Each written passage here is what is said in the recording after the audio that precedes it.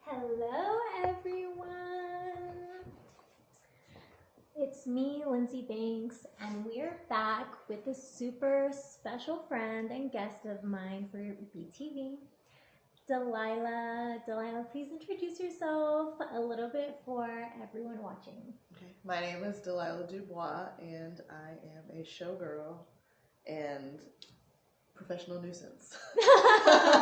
And she is amazing. I want to talk a little bit about and share with people, I guess, kind of how we met, sort of like burlesque kind of had something to do with it, because I guess there's somebody in the community, like a mutual, right? Mm-hmm. Well, I knew you before then, and I'm like, oh my god, how fucking crazy, what a small world. So can you tell everybody a little bit more about how you got into burlesque and what you're working on right now? I started doing burlesque because I was a stripper and a stripper and a pinup girl. So it just made sense. Yeah. Because burlesque is basically retro stripping. And I had some friends in the industry, and they were like, Delilah, what the fuck are you doing? Yo, but you are so good. You are so good. And I see you on Instagram all the time, and I'm like, oh my god, like your outfits, your makeup, your performance is so great. Thank you. It's so great. Like, great is an understatement. That I'm like, wow, how long have you been doing it for? I actually started doing burlesque professionally in April of 2019. Prior to that, I had done burlesque before, like here and there. You know, like I said, I was a stripper, and I was, like doing like little shows here and there, but I chose to like fully do it in April of 2019, so I haven't been doing it for very long. Wow. I mean, I would think that you're like then the pandemic, like years and years in though, because you're so good at it. And I guess I can't remember what year it was that we met, but maybe you had just started? Yeah, it was 2019. Okay, yeah. You just started, which is so fucking right crazy. before the pandemic. I know. What the heck? And then everything kind of changed. How did that affect, I guess, your work? And it was wild because I had just started in April of 2019, and I wasn't producing my own shows yet. I was just doing other people's shows. Mm-hmm. So I had only done maybe like 4 or 5 shows, and then pandemic. What? Yeah, so I kind of took, the time that we were on lockdown to like update costumes and, like be a professional. Like I made a website and made business cards and made, like online content and stuff like that. So then whenever things started getting back to normal, it kind of like gave me a leg up. Mm-hmm. So, because I know you were just in Panama right now. I was. And what what kind of business were you on there? Because that looks so fucking fun. Like, that's literally a dream. A dream. It really was a dream come true. So in May of this year, I was a featured performer in the Panama Burlesque Festival. Actually, I have a friend of mine is actually one of the producers. Hey, Mina Montenegro. Hey!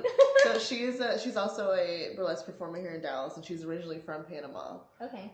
So she and some friends that still live there, they actually produced this whole burlesque festival. It's really cool. She asked me to be like, one of the featured performers, so I did that. And I don't know exactly how this happened, but the newspaper got a hold of like the fact that we were doing a festival. And they took the photo that they used for one of the ads of me, and I'm like naked with with just feather fans covering like the right places, and and I'm on the cover of the Panama newspaper, like it's this big picture, and it's like it's in Spanish obviously, but it's like celebrate burlesque, and it just talks about like celebrando burlesque. Yes, wow, and it just talks about like the festival and who was here and blah blah blah. So these people that own a Vegas-style dinner theater in Panama saw the paper, and they were like, "Oh shit! Like, yeah, who is this girl?" Yeah, they're like, "Who is this? We want to do some burlesque." Mm-hmm. So they contacted me through Instagram. I went to meet with them, and long story short, they had me back for 3 weeks, where I did 3 weeks of shows, and it was incredible. Best experience. It's my #1 burlesque experience so far. Okay, so my cyber friend here wants us to talk, I guess, a little bit more, but on to the next subject because I want to know more about Burlesque, but y'all can go and check out her Instagram where you're going to see everything and more.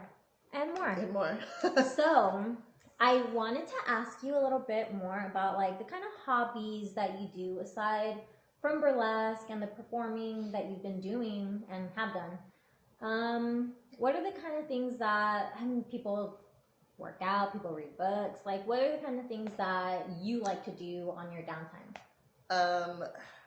Well, being an entrepreneur and producing my own shows now, I really don't have much downtime, to be honest with you.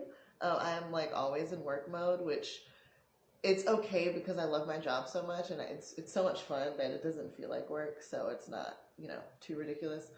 But I do like to read, I do like to work out. I am an activist. What kind of things do you, I guess, like to bring awareness to? Well, currently, I am trying to bring awareness to the fact that women are losing our rights here in Texas. Where we are in Texas right now. Right now. Don't be pregnant. So, yeah. And then obviously, during the pandemic was the height of the Black Lives Matter protests, so I got really involved with that. You also helped out with the corona relief stuff that I was doing as well. Yes, that was awesome. Yep. There's lots of things. Lots of things. I like to help out where I can, And we love you for it. We do. You're so good at it too. You're natural. Like who wouldn't want to throw money at you? Like back in the strip club days. I mean, I found long ago that I have a gift for making money, and I was like, you know what? If I can share this wealth with people almost that like need redistributing, it. Exactly. Right? I love it because I try to do kind of similar things, and I feel like people that have had a background with whether it's a struggle or maybe something that hits personally, it tends to be those people that want to give back the most and in the most genuine kind of way. And I really feel that about you too. Like whenever you speak about things and whenever I've worked with you on different things, I'm like, yeah, she's a real one. She really is. I really do give a shit. I give a shit. You heard it right here. So I do want to talk a little bit about, and I don't know if our cyber buddy wants to chime in and help us kind of talk a little bit about technology and the kind of impact that it's had on, we talked a little bit about, during the pandemic, but overall, I think within your life, what do you think has impacted you the most with, about, or a certain type of technology? I think that social media definitely is a huge part of my life because that's how I market myself, and that's how people, that's how I got the gig in Panama because they saw me on the newspaper and they found my Instagram and said, hey, come back. So definitely social media. I love, the advent of OnlyFans, those types of websites. Where we're in control of our own content. I appreciate that a lot. Especially with burlesque. I much prefer to perform live. I love live. That's the art is a live art form. However, I do know that, during the pandemic, a lot of people, weren't comfortable with going out. So I did do a lot of online type of performances, and that was a lot of fun because I was able to then work on my video editing skills. That's awesome though, because some people are kind of scared, like, oh, once it's on the internet, it's there forever. And like to hear that you're not only like outgoing about it, but you're learning and taking things away from it, like video editing, which is very time consuming. Yes. Is there anything else that you've kind of been able to take away from that you're like, yeah? Just like I said about social media and back to being an activist, I think that social media is the best way to reach out to people and to raise awareness for things. It's the easiest That's way. How we stay connected. Yes, exactly. It's the easiest way to do it. I just really think that social media has changed, like forever revolutionized the way that we communicate with each other and socialize 100%. With each other. So. 100%, I agree. So there is something that we've been working on here at BTV, and I wanted to get your thoughts about it. And it's more into the tech world, which is why I'm kind of doing this, because I want to have more leaders that are performers and people that are intersected in the industry in different kinds of way be more a part of, if they want to, in a deeper way or a fun way with the internet. I'm sure you've heard about like Metaverse, the Web3, all this like AR, VR stuff. So that brings me to they're excited. They are excited. Okay, so I do want to show you a little bit of something going on here, and I'm going to bring it up. And I tried to get some interesting stuff going on here with some images that we were able to take and kind of emulate a lot of, I hope you think, burlesque and very you into this. Let's go ahead and bring up, there we go. I'll stop it here. Oh my god, that's so cool. I'm like, oh, I should have brought, let me bring it in, and I want you to see a little 360, or it's almost 360 view. I try to do your makeup, and we're gonna perfect this model of you. But I hope that you will accept a little gift from us. Yes, it's pretty good. So, you like it? I'm like, it's your red lift. It's your red lift. Yes, it's like scaring me a little bit. I'm like, I hope you like it, and I want to know how you feel about the head. Looks great. I think I just have a little widow's peak. Well, we do want to perfect it for you, so if you would let us take a couple of photos of you afterwards, so that we can make it a lot more you. This was just like our base. It's really good.